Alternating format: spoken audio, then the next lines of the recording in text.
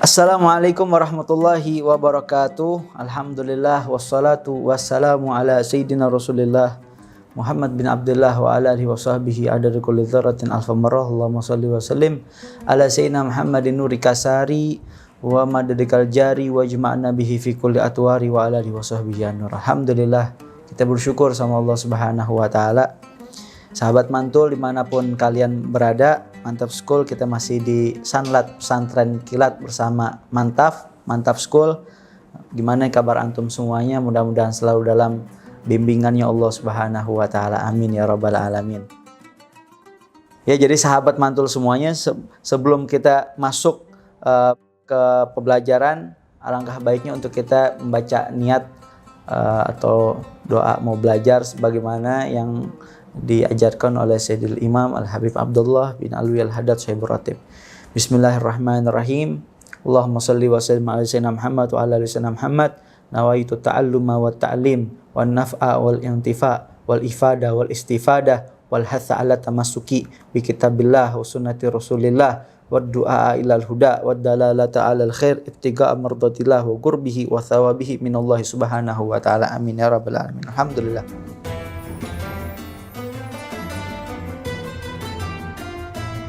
Sahabat Mantul dimanapun kalian berada, Insya Allah, Alhamdulillah, kali ini kita akan ngebahas sedikit tentang tahajud. Insya Allah tahajud, mudah-mudahan Allah kuatin iman Islam kita, Allah gerakin kita punya hati biar gampang sholat tahajud. Amin ya rabbal alamin. Insya Allah tahajud. Apa sih itu tahajud? Tahajud ini menjadi arti tahajud sebenarnya itu dari kata sujud. Sajada yasjudu, yang artinya itu waktu kita untuk bersujud sama Allah Subhanahu wa taala. Waktu kita beribadah sama Allah Subhanahu wa taala. Kapan sih tahajud? Apakah ada sholat, apakah kita bisa niat usholi sunat tahajud, atau itu tahajud itu nama waktu? Ini ulama berbeda pendapat. Ada ulama yang bilang tahajud ini nama waktu. Nama waktu. Kayak antara waktu maghrib dan isya, antara waktu maghrib dan isya tuh, bainal maghrib wal isya tuh, sholat sunnah apaan aja. Antara maghrib dan isya namanya sholat sunnah al-awabin. Mau kita sholat ba'diyah, gobliyah, ya, qadha gobliyah tuh, atau ba'diyah, pas sholat apaan aja. Setelah waktu maghrib, antara maghrib dan isya tuh namanya sholat al-awabin. Begitu juga sholat malam. Ya, sholat malam, khususnya di sepertiga malam.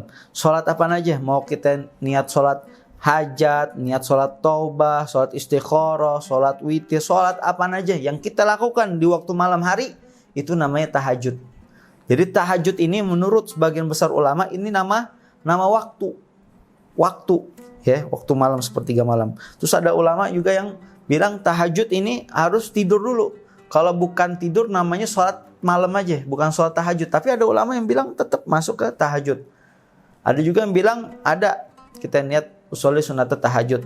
Tapi yang sebagian besar ulama bilang yang lebih rajih, yang lebih benar, tahajud ini nama waktu. Terus ada yang nanya ibaratnya tahajud ini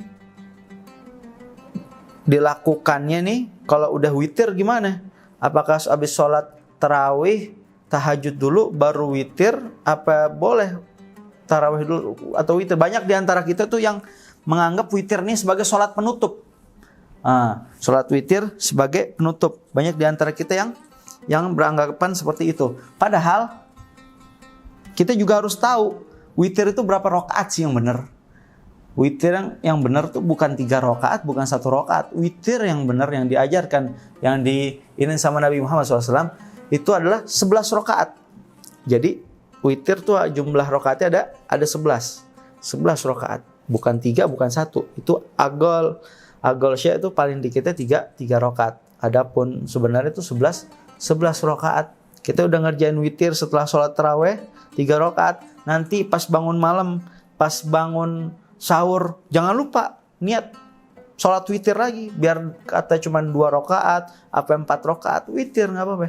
Itu witirnya kita dibangun pada saat bangun sahur tuh sebelum sholat subuh, itu masuk pahala tahajud. Karena tahajudnya ini waktu. Jadi sholat apa aja. Kita kalau sholat juga jangan niat sholat tahajud doang, jangan niat witir doang. Niat sekaligus yang banyak. Niat sholat taubat, niat sholat hajat, niat sholat sunnah wudhu kalau habis ngambil wudhu. Niatin yang banyak. Makanya makanya sholatnya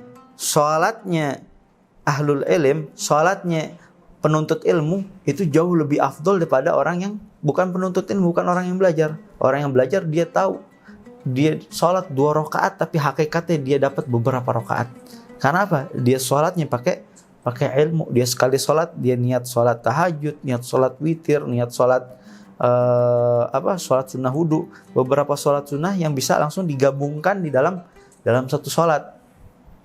Ya, nggak semua sholat sunnah bisa digabungin, cuman beberapa sholat kayak sholat wudhu, ya, habis sholat sunnah wudhu boleh digabungin sama sholat tahiyatul masjid, baru masuk masjid boleh digabungin lagi sama sholat kalau misalkan di waktu duha digabungin sama sholat duha, digabungin sama istikharah, digabungin sama isyraq. Satu sholat bisa dapat 10 sholat, masya Allah, luar biasa.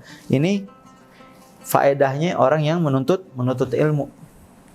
Tahajud. Ini tahajud ini adalah jalan pintas ibaratnya. Jalan pintas. Kita punya problem apa, masalah apa, keinginan apa, hajat apa. Kita coba tahajud, kita bangun malam, insya Allah kabulin hajat kita. Allah mudahin urusan kita. Kita mau, bahkan kalau kita mau ibaratnya diri kita, orang nih kalau orang suka tahajud itu alhamdulillah, masya Allah. Kita ngelihat wajahnya bikin diri kita tenang. Masya Allah. Wajahnya lebih glowing daripada orang-orang yang pakai skincare dan lain-lain. Karena apa? Langsung. Ibaratnya glowingnya itu langsung dari cahaya tahajud. Langsung dari cahaya Allah Subhanahu wa Ta'ala. Beda dengan orang-orang yang glowing atau putih yang lainnya.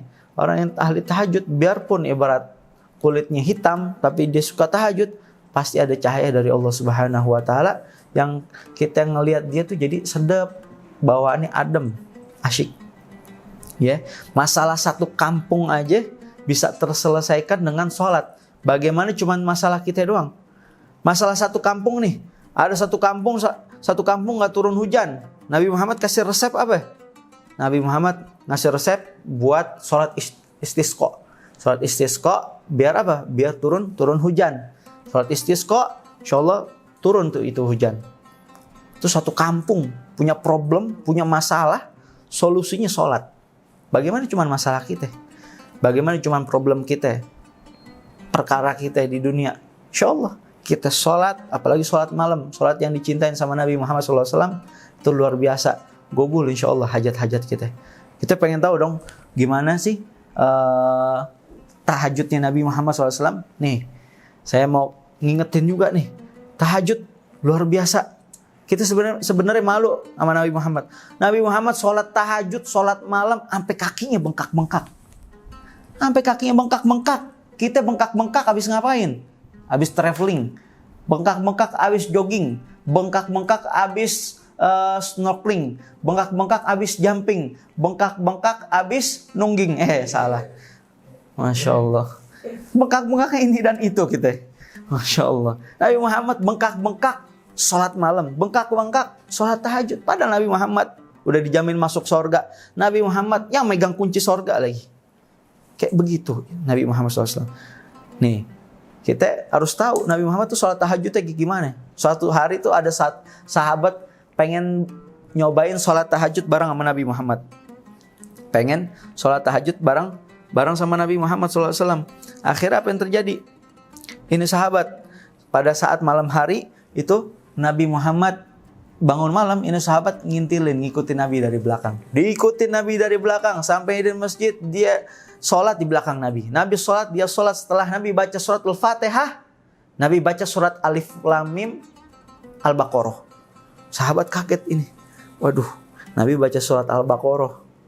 Ya, insya Allah salat malam bacanya Al-Baqarah. Dia sangka Nabi paling Al-Baqarahnya cuman sebentar aja. Ternyata enggak. Nabi baca sampai selesai surat Al-Baqarah. Dia sangka Nabi habis baca surat Al-Baqarah bakal ruku. Lanjut Nabi. Setelah baca surat Al-Baqarah, Nabi langsung lanjut surat Ali Imran. Nah, kita bisa bayangin kalau kita jadi makmum, imam kita di hadapan kita baca surat Al-Baqarah. Jangankan baca surat Al-Baqarah, baca Yasin aja udah itu imam pas nengok ke belakang makmumnya pasti udah kabur, nggak ada, ngibrit semua. Karena apa? Nggak kuat sholatnya lama-lama. Nabi Muhammad setelah baca Ali Imran, ini sahabat nyangka Nabi bakal ruku, ternyata nggak ruku. Lanjut lagi Nabi surat berikutnya itu surat An-Nisa. Dia sangka paling sebentar nih surat An-Nisa. Ternyata sampai kelar surat An-Nisa. Kelar surat An-Nisa dia sangka Nabi bakal ruku, nggak ruku juga. Nabi lanjut surat berikutnya surat Al-Maidah. Masya Allah, surat Al-Maidah, surat yang beberapa tahun lalu sempat viral di Indonesia. Viral suratnya doang dibaca mah kagak. Allah.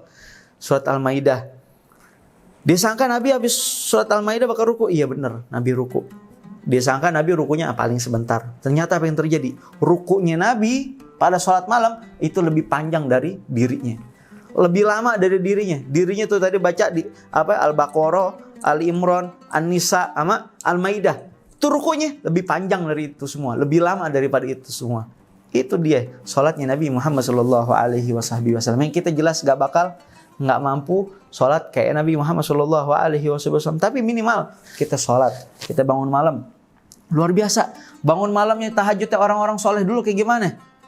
Sebagai kisah penutup, kisahnya Syekh Abdul Qadir Al-Jilani. Itu Syekh Abdul Qadir Al-Jilani tahu nggak? Syekh Abdul Qadir Al-Jilani ini kalau udah sholat malam, itu kakinya yang sebelah tuh diikat di tiang. Syekh Abdul Qadir Al-Jilani punya kaki yang sebelah diikat di tiang kalau sholat malam. Sekali sholat, 1 rakaat hatam Al-Quran. Waktunya berkah. Anaknya sampai nanya, Abah kenapa kakinya yang sebelah diikat di tiang? Iya, Abah ikat kaki Abah yang sebelah di tiang, biar kalau Abah ngantuk, Abah ulang lagi sholat Abah. Radhiyallahu ta'ala anhu. Ini dia ajaran Nabi Muhammad Sallallahu Alaihi Wasallam. Ini dia kisahnya para warathatul Mustafa, para pewaris Nabi Muhammad Sallallahu Alaihi Wasallam, yang mereka ibadah nggak pamrih. Mereka ibadah pengen dapatnya itu langsung pahala yang gede dari Allah Subhanahu wa taala. Harapannya hanya Allah Subhanahu wa taala, nggak berharap sama manusia.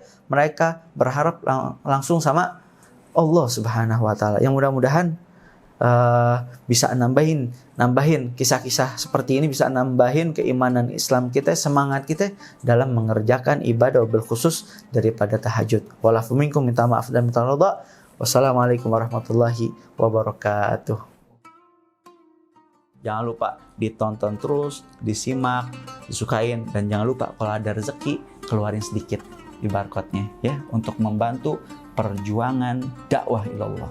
Biar kitanya berkah, puasa kita jadi menang, kita jadi orang-orang yang beruntung di dunia dan juga di akhirat. Gampang kok, jangan pelit sama jempol. Kalau jempol aja pelit, jangan harap jempolnya masuk surga.